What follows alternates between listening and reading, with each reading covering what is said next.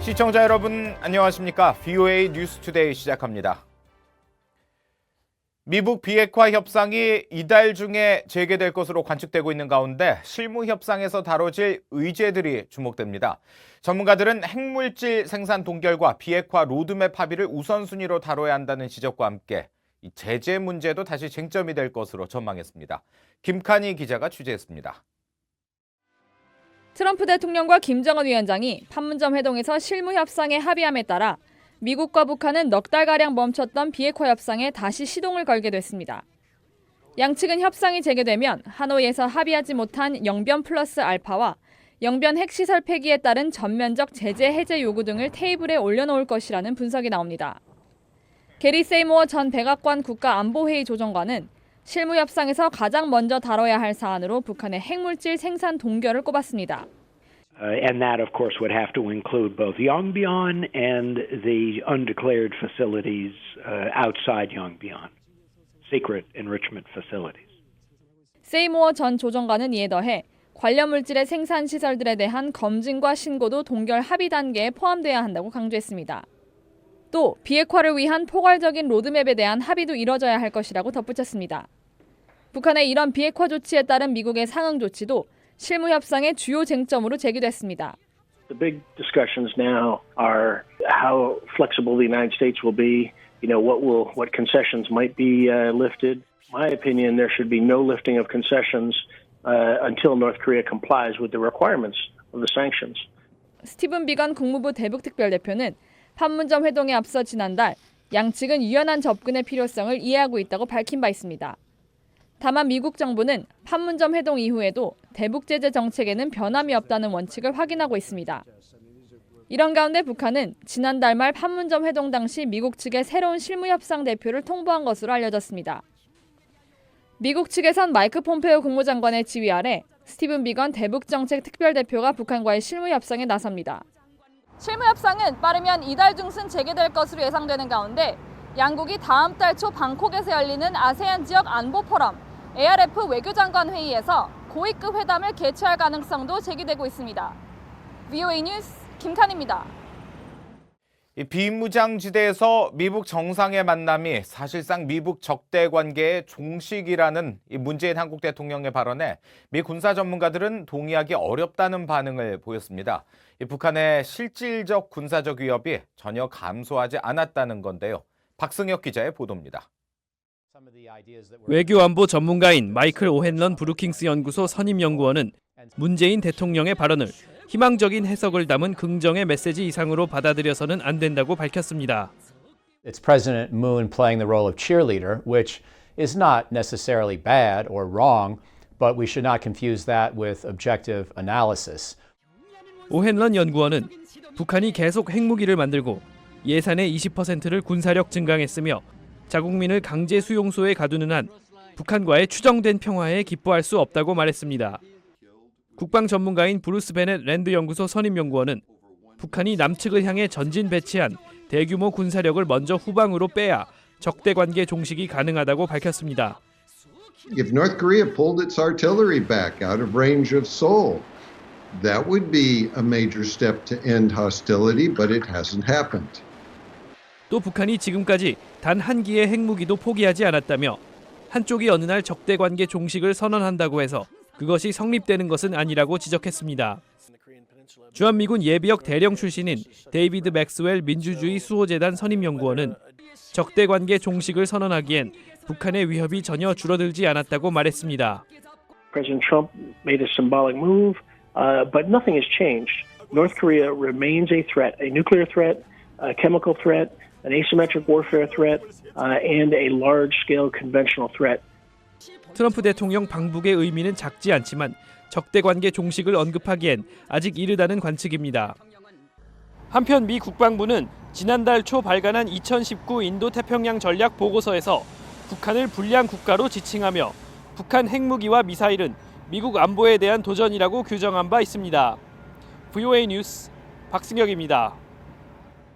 국제사회의 여러 나라들이 스위스 제네바에서 열리는 제41차 유엔 인권이사회에서 북한의 인권 유린에 대해 중대한 우려를 표시했습니다.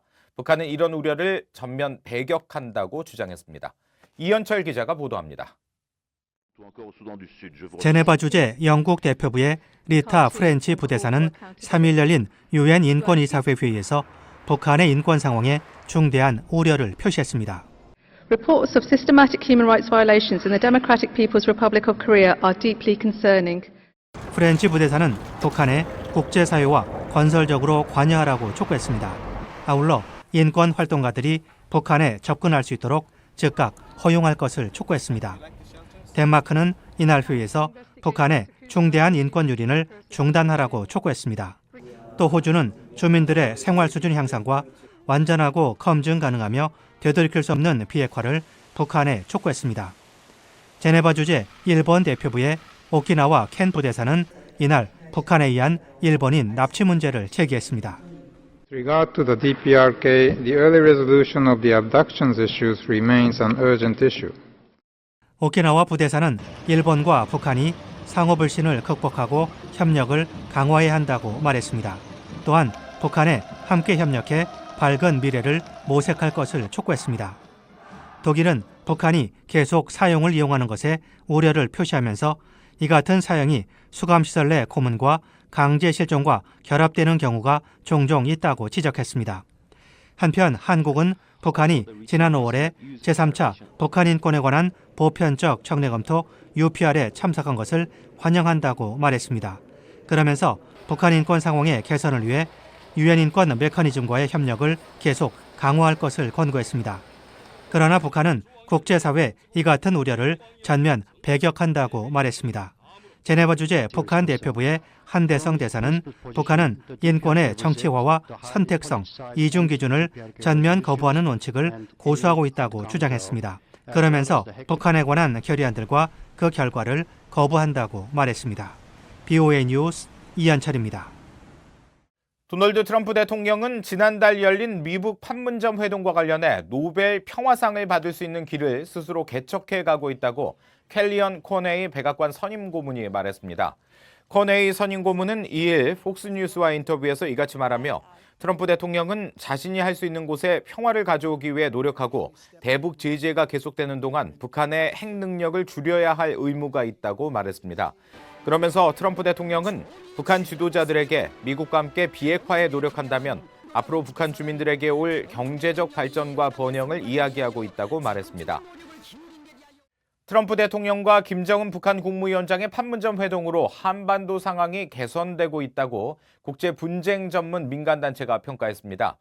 벨기에에 본부를 둔 국제위기감시그룹 ICG는 최근 발표한 위기감시 보고서에서 이같이 밝혔습니다. 그러면서 양측이 비핵화 회담을 재개하기로 합의했지만 모든 당사국들은 신뢰를 구축하고 동력을 만들어내기 위해 상호 양보의 바탕을 둔 현실적인 목표를 향해 노력할 필요가 있다고 강조했습니다. ICG는 세계 70여 개 지역에 현재 위기와 잠재적 위기 상황을 분석해 매월 초에 개선과 불변, 악화로 구분해 발표하며 지난 2월부터 5월까지 넉 달 연속 한반도 위기 상황을 상황 불변으로 평가한 바 있습니다. 미국 정부가 지정하는 종교자유 특별 우려 대상국에 자주 이름이 오르내리는 국가 가운데 북한은 상위 5위를 기록했다고 미 의회 조사국이 밝혔습니다. 의회 조사국은 2일 발간한 국제 종교자유 정책 보고서에서 1999년 이후부터 미 정부가 지정하는 종교자유 특별 우려 대상국 목록에 가장 자주 이름이 오른 국가는 미얀마와 중국, 이란, 수단으로 이들 4개국은 모두 14차례 모두 포함돼 공동 1위를 기록했다고 밝혔습니다. 12차례를 기록한 북한은 그 뒤를 이었습니다. 보고서는 또 행정부가 종교자유 특별 우려 대상국에 신규 제재를 부과할 수 있는데 최근 북한의 경우 다른 국가들과 마찬가지로 추가 제재가 적용되지 않았다고 지적했습니다.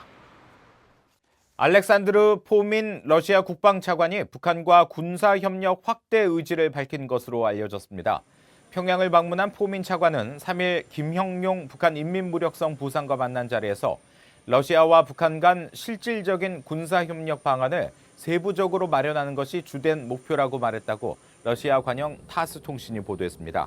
북한과 러시아의 군사협력은 올해 4월 북러 정상회담 이후 활발해졌다고 포민 차관은 밝혔습니다. 이에 앞서 중국의 런궈창 중국 국방부 대변인도 지난달 27일 북중 군사 우호 교류를 잘 전개하고 북중 관계 발전과 지역 평화 안정을 위해 적극적으로 공헌하고 싶다고 말한 바 있습니다. 이상으로 VOA 뉴스투데이 마칩니다. 함께해 주신 여러분 고맙습니다.